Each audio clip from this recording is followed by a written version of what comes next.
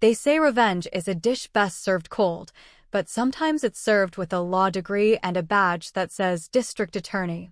If you're watching this, hit subscribe and let me know where you're from in the comments. This is the story of how I went from being the family disappointment to becoming the one person they all feared the most.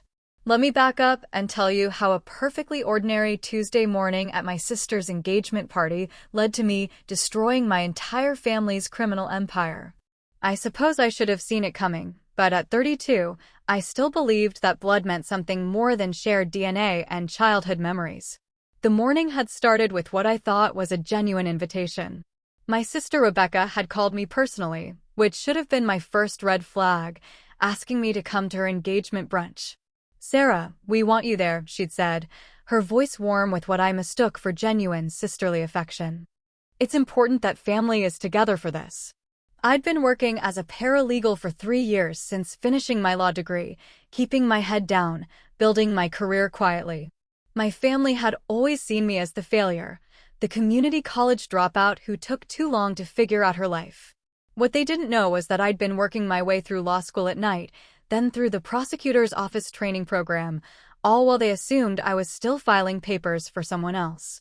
So I dressed carefully that morning in my navy blue blazer, the one I'd bought for court appearances, and drove to Rebecca's mansion in Beacon Hill.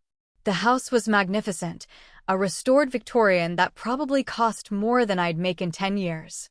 Rebecca greeted me at the door with an embrace that felt performative, while my mother watched from the parlor, her smile sharp as broken glass. "Isn't she beautiful?"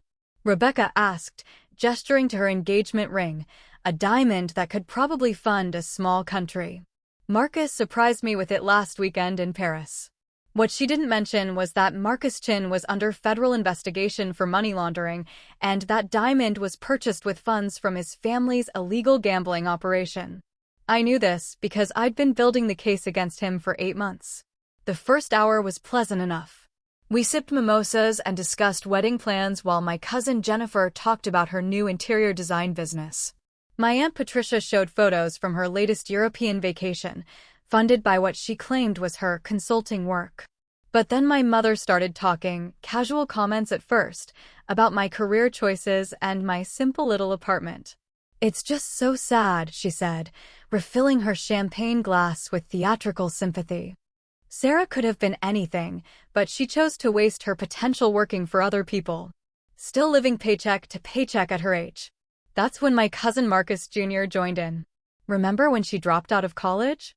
We all thought she'd figure it out eventually, but some people just aren't cut out for success."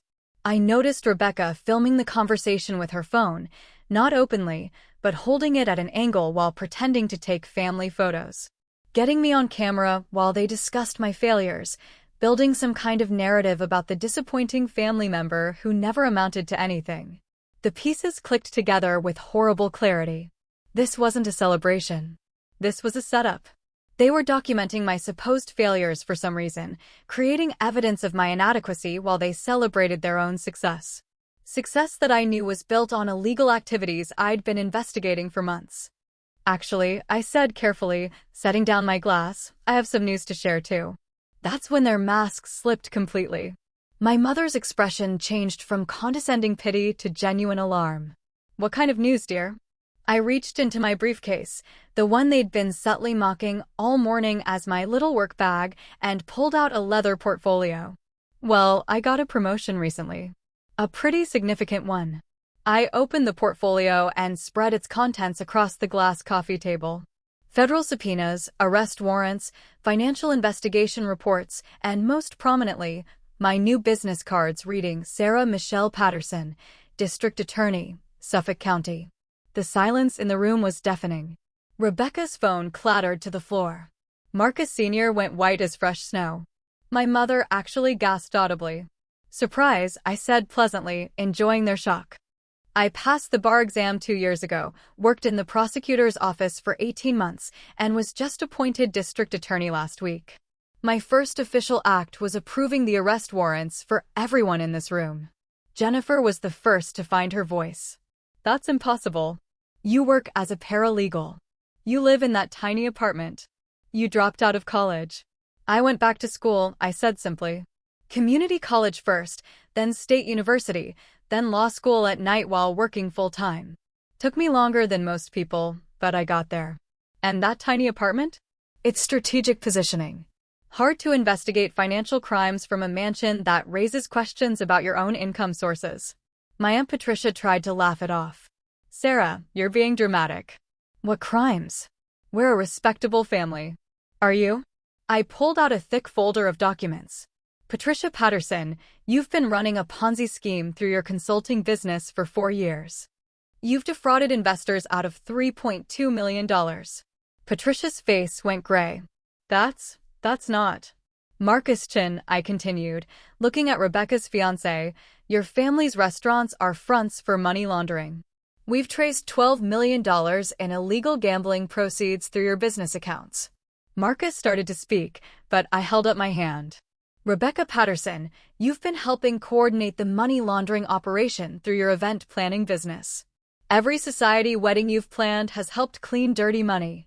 And Jennifer Patterson Murphy, I said, turning to my cousin, your interior design business purchases expensive art and antiques with illegal funds, then resells them to legitimate buyers, washing the money in the process. I looked around the room at my family, these people who'd spent years making me feel small and inadequate while they built their criminal empire. Did you really think no one would notice?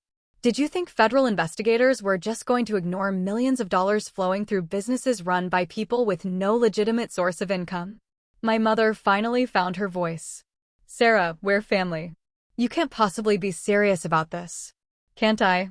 I stood up slowly, straightening my blazer. The same family that spent the last decade calling me a failure? The same family that disinvited me from weddings and graduations because I was an embarrassment? The same family that just spent an hour mocking my career and my apartment while documenting it on video. I walked to the mantelpiece where Rebecca had displayed photos of family vacations I'd never been invited on, family celebrations where I'd been excluded. Here's what's going to happen. In exactly 1 hour, federal agents will arrive with arrest warrants for everyone in this room except me. You'll be charged with money laundering, fraud, racketeering, and tax evasion. Sarah, please, Rebecca begged, tears streaming down her face. We never meant to hurt you. We thought you were happy with your simple life. My simple life? I laughed, and it wasn't a pleasant sound. Let me tell you about my simple life.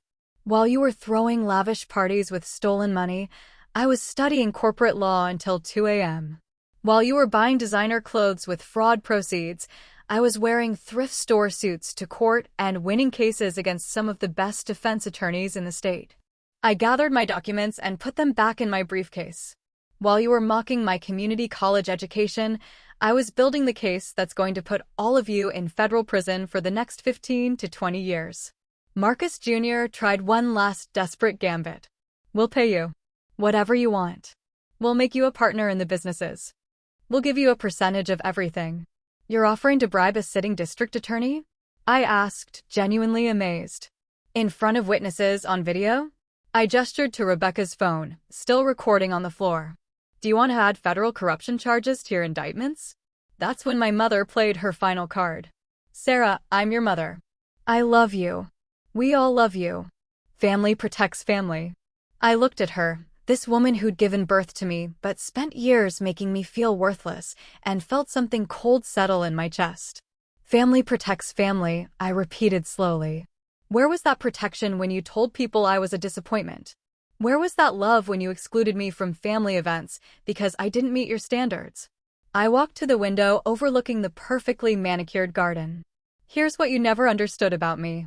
Every slight, every insult, every time you made me feel small, it just made me more determined to succeed. Not for money, not for status, but for justice. I turned back to face them. I spent 2 years building this case, not because I wanted revenge, but because I took an oath to prosecute criminals regardless of who they are. The fact that you happen to be my family just makes it more important, not less. The federal agents arrived exactly on schedule. I watched from the front porch as my family was led away in handcuffs, Rebecca's engagement ring confiscated as evidence, Marcus Sr.'s assets frozen, my aunt's luxury car impounded. The mansion would be seized within the week. along with everything else they'd bought with illegal money. Agent Maria Santos, who'd been working the case with me, approached as the last car drove away. "How does it feel?" she asked. "Like justice," I said. Finally. The trials took 8 months. I recused myself from prosecuting my own family, but I testified as a witness about my investigation. Marcus Chin got 25 years. Rebecca got 15. My mother and aunt each got 12 years. Jennifer got 10 with possibility of parole in 7. They tried everything, claiming I'd entrapped them, arguing prosecutorial misconduct, even suggesting I'd fabricated evidence out of family resentment. But the financial trail was clear, the money laundering scheme was extensive, and their own recorded conversations provided most of the evidence we needed. The most satisfying moment came during Rebecca's sentencing hearing.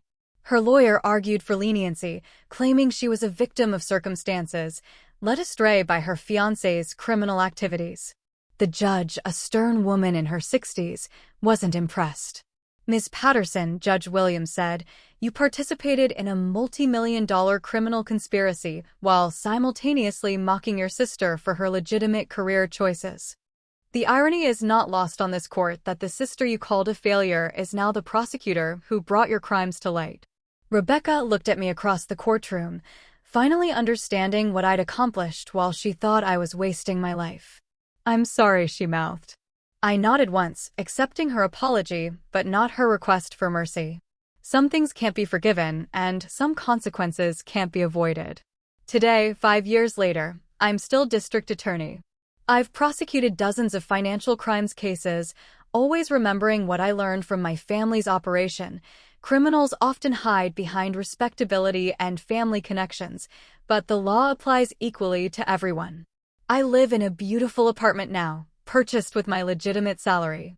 I drive a car I'm proud of, earned through hard work and dedication. I have friends who respect me for who I am, not what I can do for them. And, sometimes, late at night when I'm reviewing cases, I think about that engagement party and smile. Because they were right about one thing: I was just a community college dropout. I was also a woman who refused to let other people's expectations define her limits. My family thought success meant easy money and social status. I learned that real success means having the courage to do what's right, even when it costs you everything you thought mattered. Thanks for listening. Don't forget to subscribe, and feel free to share your own story of overcoming family expectations in the comments. Your voice matters, and your determination to succeed despite obstacles is more powerful than any criminal conspiracy. Remember, it's never too late to prove the doubters wrong, as long as you're willing to do the work and stand up for what's right.